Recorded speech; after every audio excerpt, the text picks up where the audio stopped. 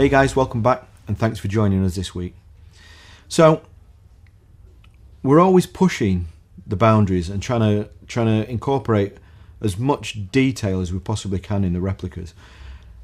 And this week we're going to show you how we achieve that in one particular important detail, and those are the ESB Stormtrooper decals. So last year we brought some new members of the team in. They're really settled in, and we're all gelled and working really well. And that's given us a little bit more time that as and when we need to renew something because we've run out or we're replenishing stock, then instead of just going ahead and doing that, we're actually screwing down, looking at every single detail and double, triple, quadruple checking that it is the best that it can be. And ESB decals, that's thrown up a big anomaly because we know that they should be screen printed, and my first job when leaving school, I became an apprentice screen printer working in the graphics department. So to me, the screen printing is a no-brainer really. I know all about it and we should absolutely box that off. And now we've got time, that's exactly what we did. What you would do when you this is the artwork for screen printing as created in 2021, and it's computer generated and then printed. But back in the late 70s, what you would do is you would take this film, and this was a very specialized there was a very special skill to this, and I've not got the right tools. Not that I'm blaming the tools, I've probably not got the skills, I probably never had the skills to do this, but I was trained in how you do this. So what you would do is you would get a design, somebody would draw it maybe, or plot it or whatever. You would have a design and you would take this film and you would cut the film to the design. But this is important, bear with me because this is important. So what you would do is you would take the knife, not one of these, there's a different knife for this with like a swivelly blade, and it's very impressive, but for this demonstration I've not got one, and I'm wishing I did have one because this is definitely lacking. They may have actually used a ruler for the straight lines, which would make sense. I'm just doing this as a bit of a demonstration, but there is a reason for this. If you look at the decals, the lines are different thicknesses.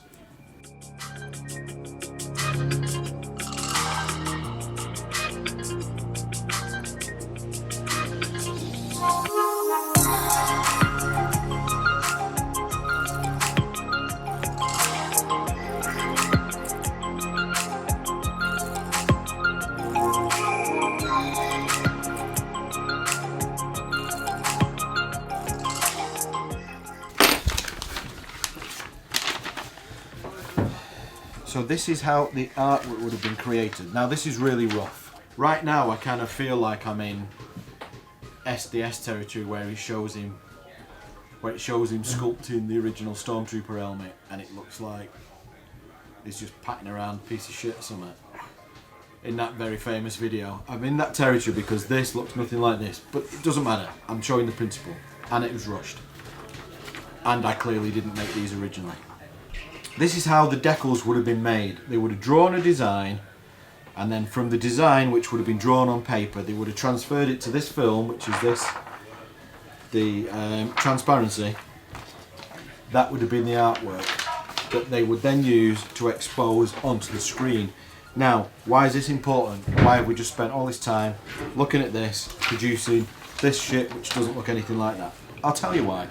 The principles of screen printing, you would probably have more than one copy of the artwork done at the same time, and you would print the design 2 up or 3 up, and that's how you get variation. Now that may not apply too much for this particular piece, but I think it would definitely apply down the road for things like, let's say, I don't know, the tie cogs.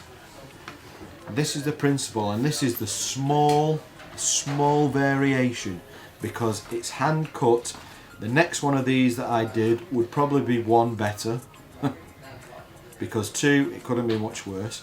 And those small variations are because it was handmade, and this is how screen print transparencies were created. This is a very common practice. It was that common practice this film is still available today. However, we have moved on to the computer aided stuff, which makes life a hell of a lot easier. But back then, all of this, I am 100% sure that all of this would have been hand cut using this method. And that's the small differences that we can see between decals where we can see them. This particular artwork was not cut out by hand. This was all methodically done on the computer. So once we've got the artwork prepared, the next step in the process is to actually create the screen. And to do this, a light sensitive emulsion is applied to the screen, and then the screen is exposed with UV light, which cures the emulsion and leaves the mesh in the screen for the ink to pass through of the design that you want to print.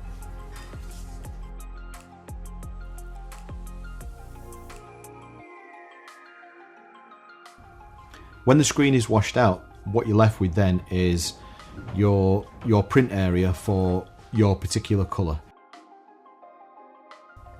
So once we've created the artwork and we've had the screen prepared and we're all ready to print, the next phase obviously is the actual physical printing of the decal.